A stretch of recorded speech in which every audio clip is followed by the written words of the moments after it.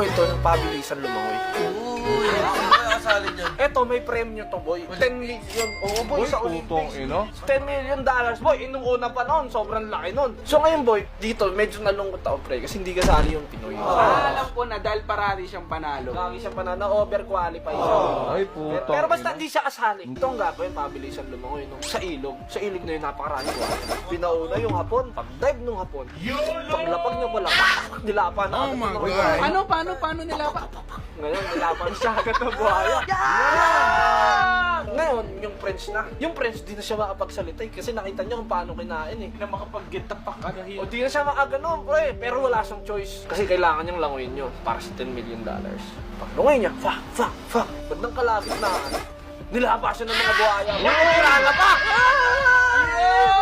Mamaya, yung mga tao may nakita, lumalangoy, ang bilis! Putang ina, ang bilis! Boom, nakarating sa dulo, hinihingal pa! Sabi, ngayon, tayo na na-determine na nila, Pinoy! Uy!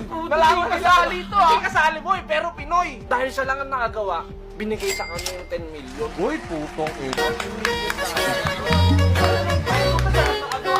Ngayon, kuminenta siya, anong gagawin mo? Kaya putang napapahanap ko yung tumulak sa akin.